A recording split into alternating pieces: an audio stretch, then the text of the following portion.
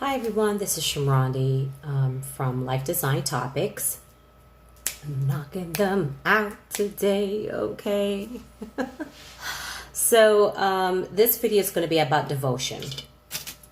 Devotion is one of my favorite words. When I think about like sacred love, spiritual love, our relationship with God, Yeshua, Jehovah, universe, self, right? Devotion is important. And devotion is different than commitment. Devotion is different than commitment. Being devoted to oneself comes from it's a commitment from a place of love. It's more than just commitment. It's more than that. Devotees, right? Devotion. You got to think about like these root words and the operative words. It's super, super important. For me, devotion, when we're talking about love for your creator, love for your partner, more than that, like love for your family, right? So for the partnerships where there are children, in the part of the partnership, devotion is important. Okay. All right. So a devoted husband is someone that like tirelessly does he toil for the safety, protection, health, well-being, and spiritual support of his family, right? Devotion is a powerful word. That's more than a man that's just committed. A man that's just committed is like hook or crook, whether it's like committed is like making sure that the duties are still done, but not all the way being like present to all the other needs that that are in part of the relationship. Devotion, when we think about like spiritual devotion is like, man, even though things look bleak, it is full of faith, right? It's a belief full of faith, and the result of it is reciprocal love, right? So devotion is very powerful because people need to be devoted to themselves. Women, ladies, gentlemen, you got to be devoted to yourself. And I feel like this is more directed towards women because men already understand devotion to themselves. They just come prepackaged like that. They come in the carton on the shelf already with it already attached. Okay. So for us women, it's like we forget about being devoted to ourselves because a lot of our love has to be spread or diverted or given to external situations or things that we've already committed to, such as like childbirth and rearing and things like that, right? So it's like as a woman, it's kind of like we're packaged with giving devotion, not being devoted to ourselves. And because we become we come off the shelf in the box already with the devotion, that is what makes us pitch tents and decide, let me just build a house instead of pitching a tent. Like this is all one in the doggone same, right? Because I have a title here about pitching a tent, where, building a house, you're supposed to pitch a tent. That's not good. I'm still going to do that video because it talks about the other side of it, right? The tent and the house and the brick house. It's both, okay? But for the sake of devotion, you got to be committed to yourself. You got to be devoted to your well-being, devoted to your own personal care. You got to be devoted. You don't have to be told to be devoted to your children. Most women don't have to be. And if in the rare case that a woman has that problem when it comes to their children, there was a trauma that happened, and not necessarily before she was at the age of 8. There was a trauma that happened to her also after the age of 8 that contributed to that. Okay, so just know that, especially if you're a man that's cross-watching and you're watching, trying to figure out how to relate to women or a particular woman that you're finding some type of resistance in being able to make it thoroughly through to fully understanding her and loving her as she needs to be loved, right? Now, I'm personally not a particularly religious person, but I do remember the Bible. And the Bible tells the women to respect, right? But it tells men to love. It never told us women to love our partners. It never did. It didn't say that. I mean, if you have a passage and a scripture and a chapter and a verse you can refer me to, feel free to put the verse down below as in regards to the Bible. But I know that it never told us that. And for men, it's more important for us to respect them. So there you go. Do I actually respect this individual that is in my life, taking up my time? I gotta be talking to him. Well, think about it. If I have to speak that way, he may not be it. He may not be it. And the devotion to ourselves is so important.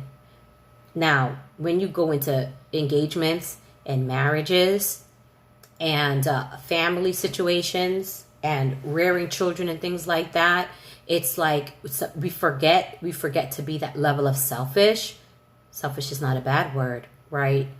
When you think about it in the greater scheme of things, you need to be selfish, because if you're not selfish, who's going to take care of you? You're going to be pouring from an empty cup, right?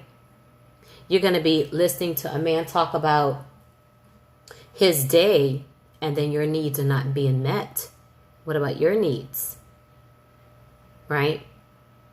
What happens in some unhealthy situations is that it then converts, unfortunately, it then converts into somebody else getting lashed out at. And sometimes that's the children, right? Like you're not happy with him, and then you're like you're short-tempered with your children and things like that. No, you gotta put the focus. Put focus on you. Put focus on you. I remember coming up. I remember when I used to think like that. That's why I know both sides of the coin. I remember when I used to think like I would want to put myself last, or I felt like it was okay for somebody else to put themselves first before me when my needs weren't met, or I would observe a family and I just thought it was so selfish. Like, don't you see that this person needs this right now? And you're talking about going to do that? You know what I mean? I remember having those views. I remember that. And it wasn't good, because it led the road. It helped pave and put down the pavement for the road where I end up operating myself. This is my own story, okay? Where I end up operating in a place where I made it okay for me to not be honored. I made it okay for there to be disrespect. I made it okay for someone to put my needs last. Right? But all their needs are being met. Or most of the needs that was being communicated. Right? So devotion is important. Be devoted to yourself. Be devoted to wanting to look your best. Be devoted to wanting to feel your best. Be devoted to having confidence in communicating with your higher power and with God. Be devoted to that. Be devoted to that. That is faith. That's a follower. That's a devotee. Be a devotee of your higher power. Right? Now, religion, That's a whole nother other story, guys. A whole other another another story. Okay. Religion, you know, that's how many of us were controlled coming up. Okay? It's religion could be, for some people it was a beautiful experience. And for many people, when they reflect on it, they think about how it helped control or warp or mess up or prevent them from having a bigger way of thinking about things, right? You know, religion can do that. So hopefully your experience with religion is a positive one. But be devoted to yourself. Be devoted to your self-care. Be devoted to your well-being. Be devoted to paying attention to how your body feels. Because I'm going to tell you something. If you pay attention to how your body feels, you probably could stop a lot of ailments in its tracks from happening and from manifesting and multiplying itself. If you be devoted to this, be devoted to the self-care. Because if this machine is not working and this machine is not thinking properly, this machine cannot take care of everybody else that, you know, needs caring. I remember when I was going through my separation in my own marriage, my last marriage. And, you know, with it not being the first one, there's some tea. With it not being the first one, what I learned was what we're not going to do. What we're not going to do is hang on and hang on and hang on. You know, that is so ratchet and ghetto for such, you know, to use a unprofessional word, you know, but it is. Like, when there needs to be a cut, let there be a clean cut. Be devoted to that, right? Be devoted to being a great ex-wife, a supportive ex-wife. Be devoted to being a great co-parent, right? If I was not, let me tell you something, I made a decision in my separation, especially when you can feel like the odor is floating through the air. You could smell it coming, right? Like, man, this is just not right. Because the disrespect and the disregard. Sometimes it's not flat out disrespect where something bad is being said to you, okay, or a need is not being met. Sometimes it is a disregard just for emotion and feeling. Like the person is no longer present as they were, as you know them. Nor did they ask for their need to be met. They just chose to have the disregard. And one thing that I did was, in that separation, or in the passage to that separation, was I chose to be devoted to my mental well-being, because I knew, like, that those moments of weakness that I felt when I knew that it was impending, and I realized like there was no, gosh, this is I don't see anything fixing itself in sight. No matter how well behaved I was, or how whatever that thought process is. One thing that I was, because even though some of those thought processes were unhealthy, the devotion to my own mental well-being, that was half the battle. Knowing that I knew that I wanted to be committed to my mental well-being. That took me so far. That took me to this place where I could make a video like this and talk about it. Right? Because some of you women and mature women, one day you may have to counsel and advise a young lady. Like, we forget that one day we're going to be an ancestor. Ashe. Huh? One day you forget. That's what you got to remind the younger women. One day you're going to be a mama. One day you're going to be a grandmama. You're going to have to be prepared for someone that you didn't know was coming. But it's your responsibility to nurture them when they come. We have to acknowledge those things. So you got to be devoted to yourself and your own care. And I was so devoted to my mental well-being. And when I became devoted to my mental well-being, it allowed me to have the strength to conduct myself responsibly. Even in times when I didn't have a resource in sight, but I had two persons' well-beings to think about, or three persons' well-beings to think about in any moment, right? That's not the time to feel like a victim. No. Right? That's how so many women end up in moments of tragedy and grief when they're supposed to be strong, is because they were not devoted to their care and they needed mothering, and nobody was there to mother them. Nobody was there to come and save them in that moment when they couldn't do it for themselves, right? So devotion is important. Let's be kind to ourselves. Sending love and light. If this video triggered you in any way, I send love and light to you. And know that you acknowledging it or it pulling a heartstring, that's a positive thing. Don't try to shy away from having those emotions. You got to acknowledge them, because if you do not acknowledge it, then you're seeing that there's nothing wrong. And then if you're seeing that there's nothing wrong or something isn't right, that means that there's no road to redemption. There's no road to repair. There's no road to healing. There's no road to even being introspective. How could you even get to all those other things if you won't acknowledge that you need to look inward? Some of these things, it's not for us always to project. Oh, you're a terrible person. You're this. You're cheating on me. Hello. Are you devoted to yourself?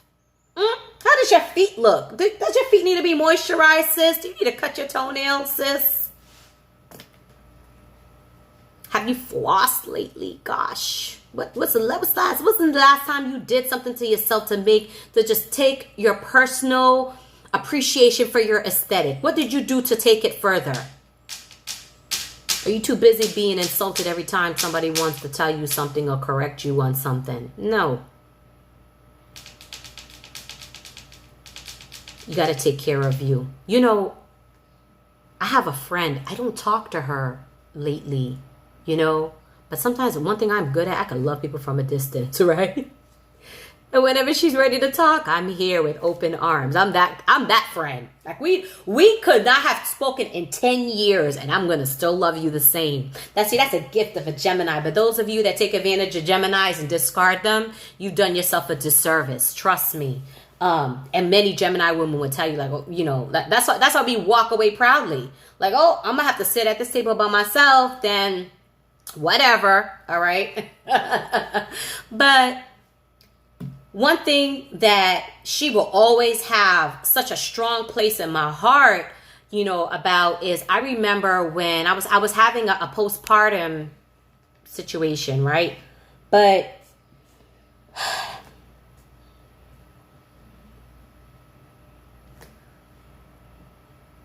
I knew where the postpartum situation was coming from.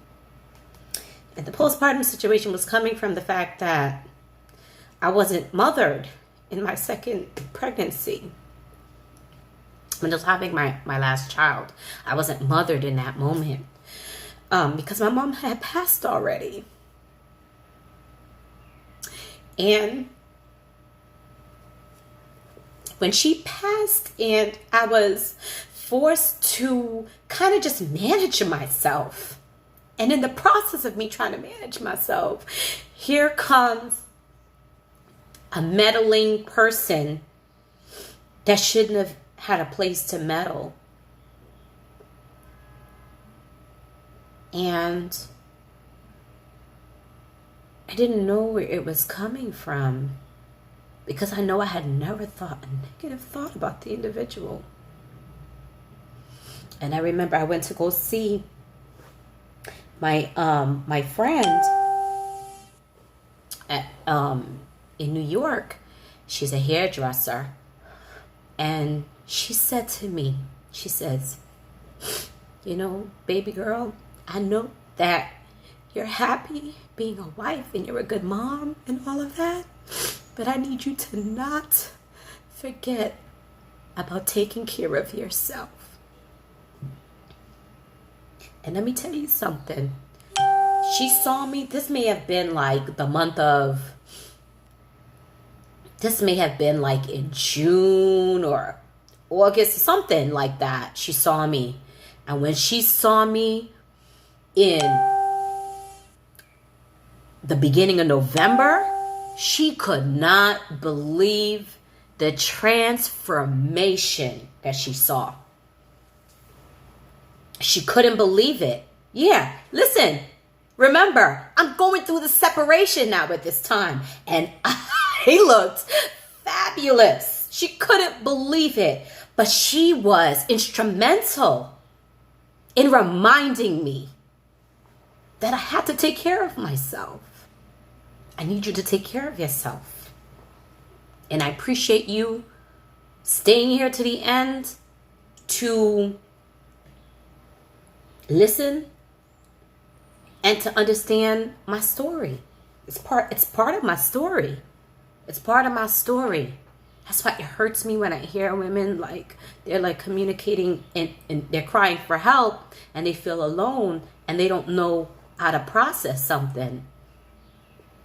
God literally put me there hook or crook to hear what she had to tell me because I needed that. It was something she was able to tell me in 2 minutes, but it's 2 minutes of mothering that I needed at that time. Right? And that helped me to ramp up the game of the self-help, of me being able to talk to myself and make mantras to myself and, all these other little details that, I give, and I give people tools when it comes to coaching. But she gave me something that I needed in that moment, and I knew what to do with it. At first, I was just like, wow, really? In that very moment, you're blank at first, right? But if you understand that message is given to you in love and it's communicated in love, and I know she communicated in love because it resonated with me. It resonated with me, and I did something with that currency that she gave me. That was currency. It was currency for me to use to move forward in seeking and obtaining the more help and the guidance that I needed. You understand? All of that stuff is part of the journey. Trust me, I had mind-blowing experiences before that kind of added and compounded. So your journey is all of these things, and it adds compounded interest in a financial term. Individually, it doesn't really add up to a lot because this may be 5 cents or this may just be an $18 check or that just may be a $24 check. But over 2 years, and then you get that compounded, oh my God, that's a check that can really take care of something and take you to the next level. All right?